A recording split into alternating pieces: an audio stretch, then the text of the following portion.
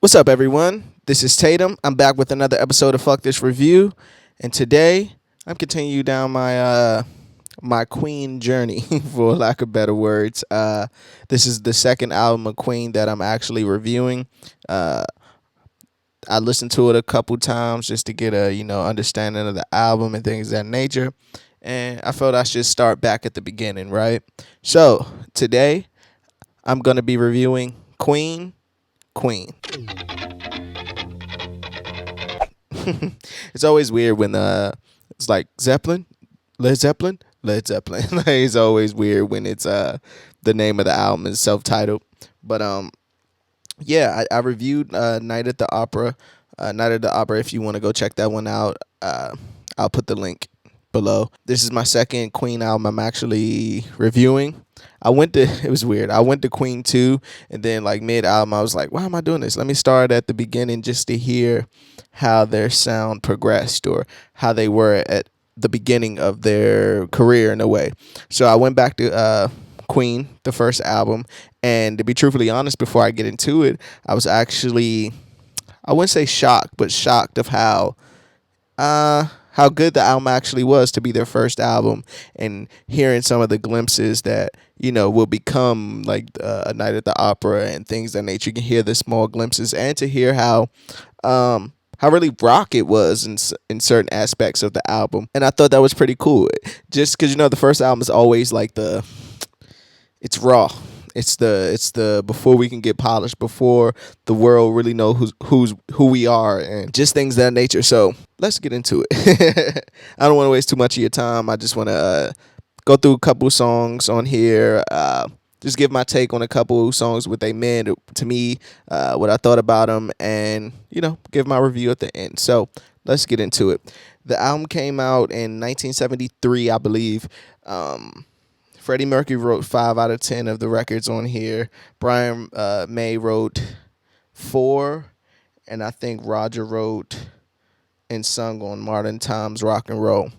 And one of the subjects that I'll get into later within the review is that one of the subjects on this album that was really prevalent was like the Bible and Jesus and just religion in a way, which was kind of not a taken aback. It was just what's the word I'm looking for? Just, I was like, okay.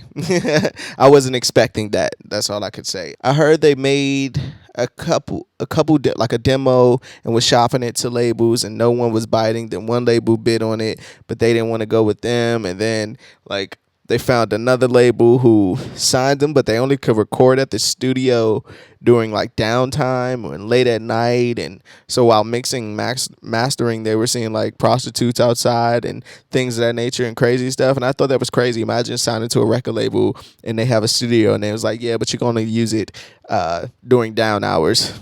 That's kind of nuts. It kind of goes to show more for me listening to it that like when I was reading on Night at the Opera, and they left their old manager and how they really didn't have any money and things of that nature. So it just showed me that things didn't always turn out good or even start good as far as financial wise. The album starts with Keep Yourself Alive, and I think this song is a great opening record to the album.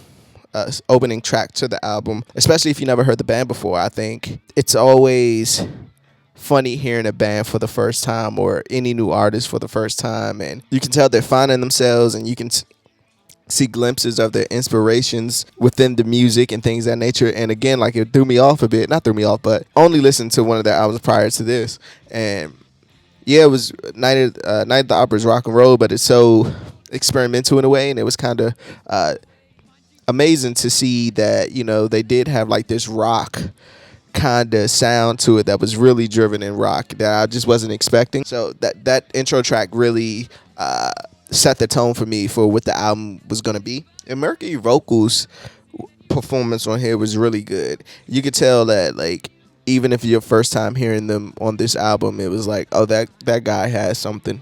Like he's special. Like you can hear it. When you hear those gems, like you pay attention to it, your ears perk up a little bit, and that's what happened to me. Even though I know who Freddie Mercury is, but just to hear the raw and first album version that goes into Doing All Right, and I really like this song. I like how calming it actually is, and that's another vibe that kind of uh, I was surprised by, because it was like this.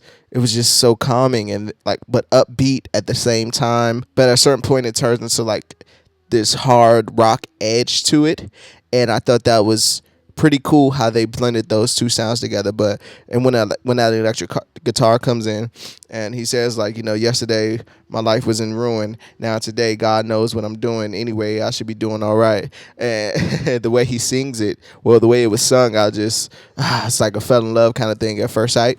And I also love the bridge on there. We should be waiting for the sun, looking around to find words to say. Should be waiting for the skies to clear every time in all the world. Should be waiting for the sun. And anyway, I gotta hide away. And I just love the way the instrumentation goes around that part. And I just really enjoyed that bridge. It's one of my favorites. Like it stood out to me as being like, okay. Because the first song is cool. Like, it's just the intro track. Is how I look at intro tracks. But when the second song came in, it really took me for a shock. I was like, this is Queen?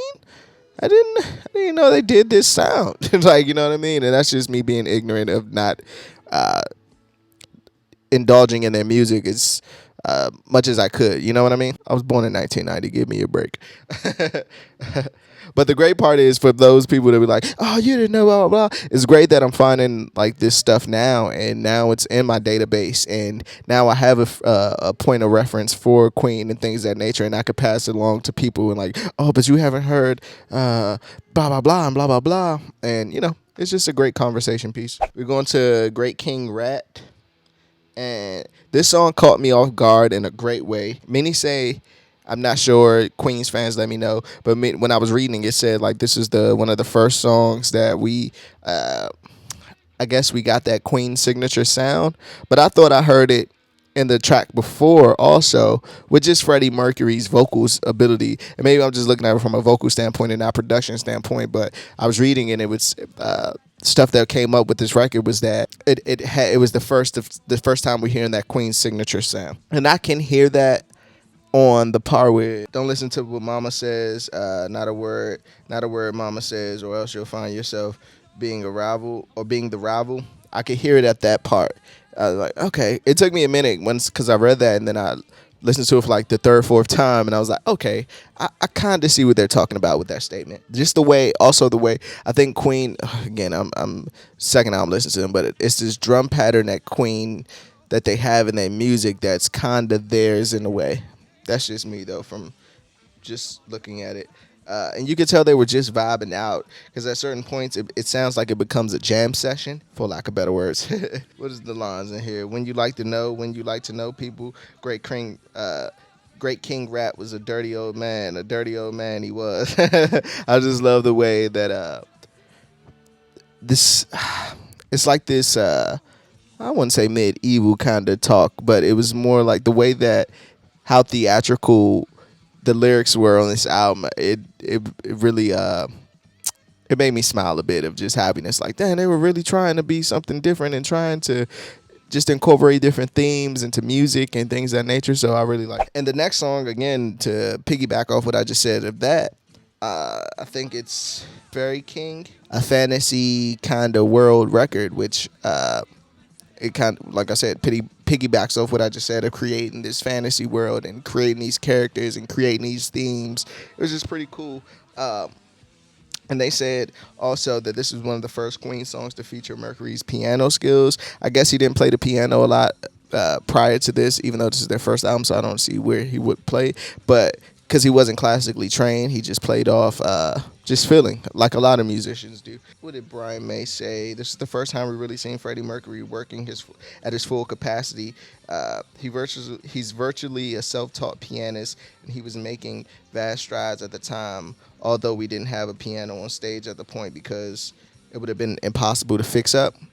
If that was the case, Jesus Christ, that's kind of nuts that they, the times where then we couldn't get a piano on the stage. So in the studio was the first chance Freddie had to do his piano thing, and we actually got the sound of the piano and guitar working for the first time, which was very exciting for them.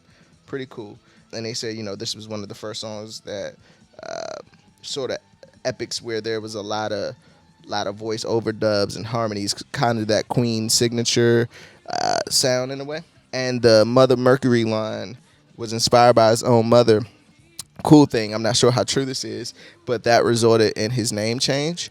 I thought that's pretty cool. Like to me, I thought that was pretty cool.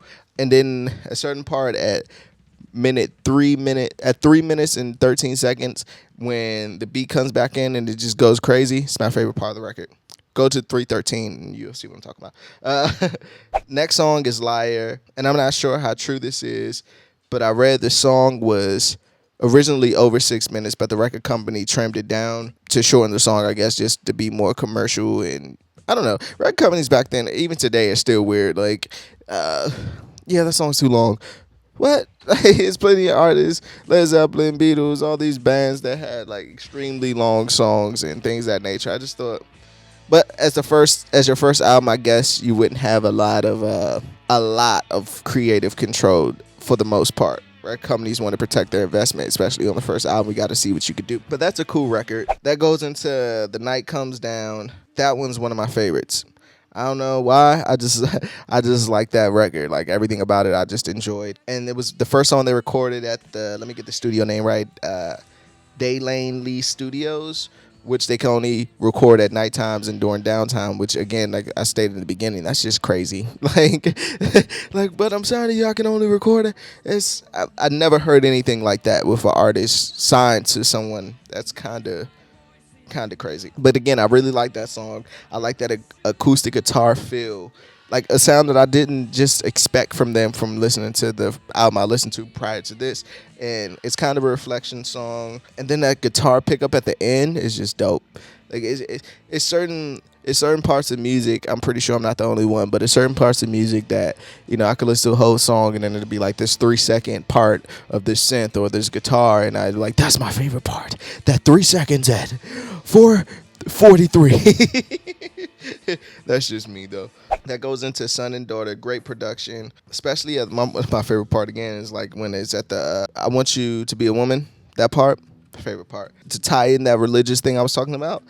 To me, listen to it, I think Son and Daughter goes into Jesus perfectly as far as like just continuity of just continuing the theme of just the theme that they were creating. And the Jesus song tells the story of Jesus of Nazareth. And yeah, I just think it was cool that they incorporated those things. I'm not sure Freddie Mercury's religious background.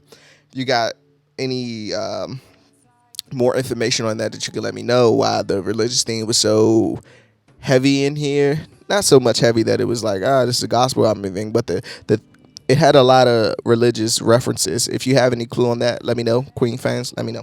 But I enjoyed that song as well. That goes into, oh snap, I skipped just to talk about it really fast.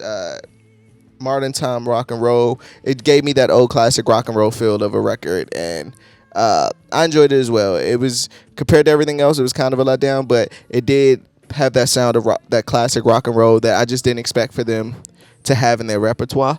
Like I just thought that was pretty cool as well. And it's the one song that Roger wrote, so that's pretty cool. Seven Seas was just the instrumental track, but I read that they continued it on the second album. I could have read that wrong, but once I get to Queen 2, well, you could confirm it here. But I read that like it was a shorter version on here, then they continued on the second album. That's pretty cool to have a continuation like that. That's pretty much it. Let me get into my best song. Night Comes Down, Doing All Right, and My Fairy King. Worst song, I'm going to go with Modern Time Rock and Roll. Again, I think everything else on this album is just, I don't know, that one just kind of threw me off a bit. But I get it. Like it was to me like a paying homage to the old rock and roll. Even the way it was sung, it had that vocal ability of the old rock and roll singers. Best line, I'm going to say, it says, when I was young, it came to me, and I could see the sun breaking. Lucy was high, and so was I, dazzling, holding the world inside. Once I believed in everyone, and everyone. Once I believed in everyone and anyone could see. I just thought that line was dope. I like weird off the wall poetry and things of that nature, and like the use of words like that. Maybe because I love hip hop, but I love the way that the words were used in there, even referencing Lucy in the Sky with Diamonds. I thought that was pretty cool if you know how much of a Beatles fan I was. That's probably why it stood out to me. Rating, though, I'm going to give it, when it comes to Queen album, I'm going to give it a strong fucks given, I'm gonna give it a strong 3.5. 3.5 fucks given. Only reason I wouldn't go to a 4, I could give it a 4 on a good day, but I just see the potential of where it could go, and I I figure, they have better albums than this, obviously, but I just feel, I hear the potential. And I can see where they could go with this one, and it's like I could give you that, but let me see more. I'm trying to put myself into hearing it. Well, I am hearing it for the first time, but just retroactively kind of doing it, like, let me hear more. I want more, and then let me see if this is just a one-off kind of thing. I know that sounds weird, but that's just the way my mind was thinking. Let's wrap this shit up though. In closing, I really enjoyed the album. I can't lie, I really did enjoy the album. Like, again, I was surprised by some of the production styles and singing on here, because I was like, I wasn't expecting. I didn't even know Queen did that hard rock sound and things of that nature. And some of the songs, some of the songs were really calming, and the instrumentation was really, I was about to say groovy. The instrumentation was really cool. So it took me by surprise, and I'm glad that I went back and, just started from the beginning. And, the next one I'll probably do 2, and then I'll go on and go on and go on and go on and open my horizons to Queen more. So, yeah, I really did enjoy this album. And it made me want more. So I guess that's a good thing. When an album makes you want more of the artist, I guess they did their job. So, as always, fuck this review. I'm Tatum. Peace.